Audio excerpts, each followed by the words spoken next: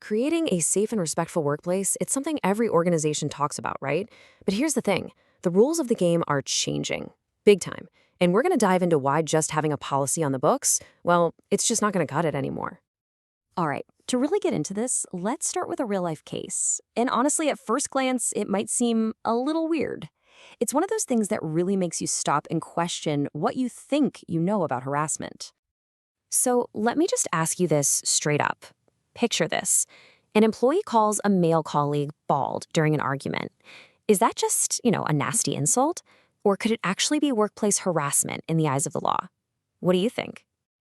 Well, the answer, and this surprised a lot of people, came from a UK employment tribunal. In the case of Tony Finn versus the British Bung Manufacturing Company, yes, that's the real name, the court's decision was a clear yes. Calling a man bald in that situation, it was harassment. Okay, so how on earth did they get to that verdict? To get it, we really need to break down a super important legal distinction. It's one that gets completely muddled, especially in the news headlines. And believe me, the details here matter a lot. So, if we look at the UK's Equality Act, there's this key difference we have to grasp. On one hand, you've got sexual harassment. That's what most of us probably think of first, right? Unwanted conduct that is sexual in nature. But then there's this other category, sex-based harassment. And this is different. This is unwanted conduct that is simply related to a person's sex. And that is exactly where the bald insult fit in. The tribunal's thinking went like this. Since baldness is way, way more common in men than in women, making a comment about it is, by its very nature, related to the protected characteristic of sex. See the difference? The comment wasn't sexual, but it was about sex. So here's the real kicker. When the media ran with this story and called it sexual harassment, they were flat out wrong, legally speaking. And look, this isn't just about being picky with words. Getting the language right is absolutely essential.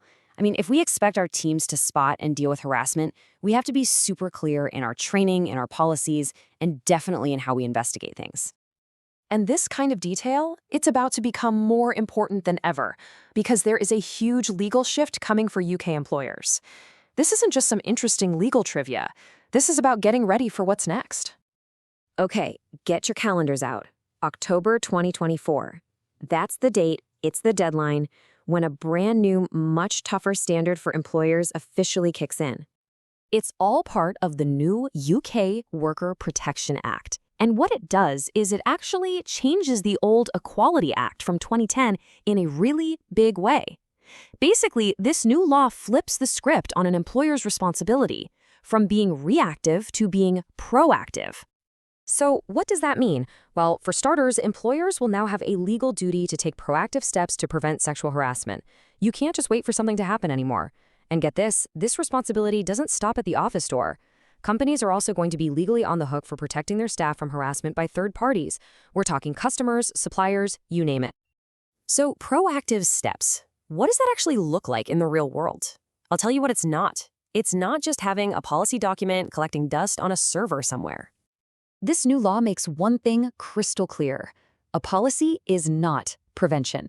If you want to meet this new legal duty, you have to provide effective behavior-based training, the kind of training that actually gives people the tools they need to build a safer environment.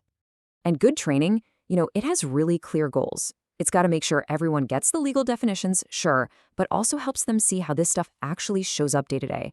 It needs to dive into the real-world impact, not just on the person, but on the whole organization. And maybe most important of all, it helps people pinpoint the exact behaviors that are either harassment themselves or the ones that create the kind of environment where it's allowed to happen.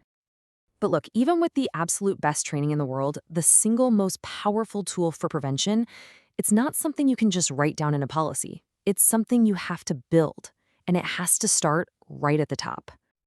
This quote, it just nails it, doesn't it?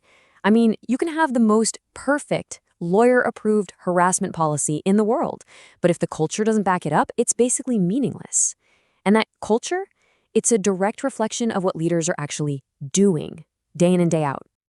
So let's make this real. What does this actually look like in practice? I heard this powerful story from a real training session that just shows exactly how a leader's behavior can completely change the vibe in a room. So imagine this. A facilitator is leading a session on harassment prevention. They're going through the usual stuff, talking about stereotypes, why it's important to speak up. But then, something amazing happened.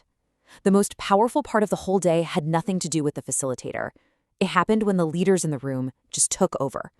So they're doing a role play, and the senior leaders start calling each other out, right there, in front of everyone. They're showing that challenging bad behavior isn't just allowed, it's actually expected. Then one leader takes it a step further. He looks at his team and says, "I want you to challenge me if I ever cross a line." And just like that, in that one moment, this vague, buzzwordy idea of psychological safety suddenly became completely, tangibly real. In that story, it just illustrates the main point so perfectly. Everybody in an organization, but especially the more junior folks, they are watching what their leaders do. So when a leader models that kind of accountability, when they show they are okay with being challenged, it sends a message that is louder than any policy ever could. It says it is actually safe to speak up here. We mean it. And that's something a piece of paper just can't do. So at the end of the day, yeah, new laws are coming, and training is absolutely critical. But the real work, the deep work, that happens in the culture. So I'll just leave you with this to think about in your own workplace. When have you seen a leader model that kind of vulnerability? And what kind of impact did it have when they did?